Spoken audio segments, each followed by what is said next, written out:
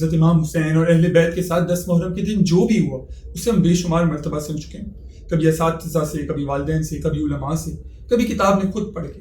اور اس بات میں کوئی شک نہیں کہ جتنی بار بھی آپ اسے پڑھیں یا سنیں آپ کا جسم لوہے کی طرح پگھل جائے گا، اور اس کنڈیشن میں آپ جو بھی فیصلہ کریں گے اس میں بڑا اثر ہوگا.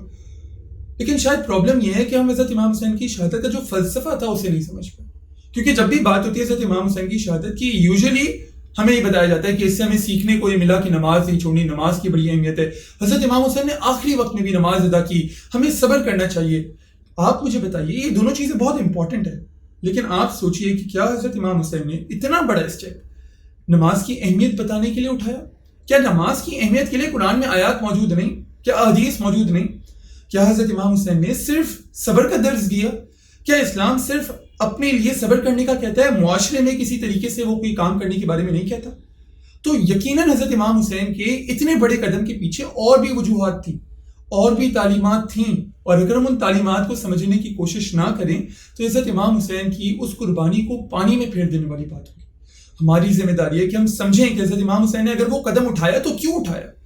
میرے نزدیک حضرت امام حسین نے 2 چیزیں سکھائیں، اور ان 2 چیزوں کی آج ہماری سوسائٹی کو بہت ضرورت ہے. پہلی چیز ہمارا یہ بیہیویئر کہ جو ہم سامنے جب بھی غلط ہوتا دیکھتے ہیں تو ہم ہار مان جاتے ہیں.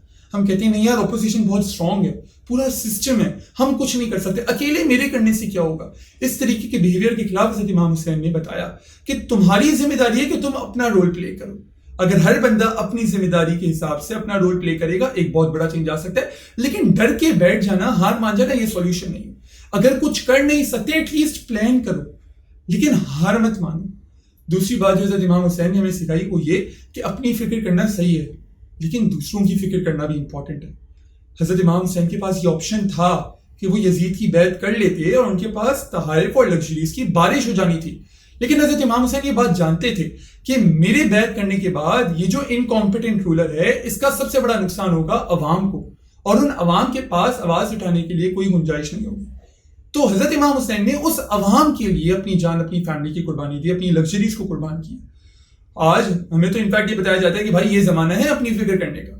تو ہم تو حضرت امام حسین کی تعلیمات کے اپوزٹ ایک سسٹم کے اوپر چل رہے ہیں کہ جہاں پہ ہم کہتے ہیں کہ بھائی اپنے کام سے کام رکھو، غلط ہو رہا ہے ہونے دو، اور صرف اپنی فکر کرو، دوسروں کی فکر نہیں کرو. حضرت امام حسین کی یہ 2 باتیں اگر ہم اپنی زندگی میں امپلیمنٹ کرنا شروع کر دیں شاید ایک بڑا سوسائٹل چینج آئے. حضرت امام حسین کی عقیدت اپنی جگہ، لیکن حضرت امام حسین کی تعلیمات پر عمل کرنا یہ سب سے بڑا اعزاز اور رسپیکٹ کی فارم ہے.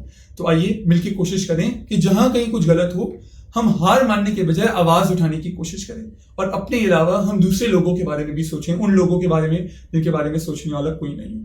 Thank you.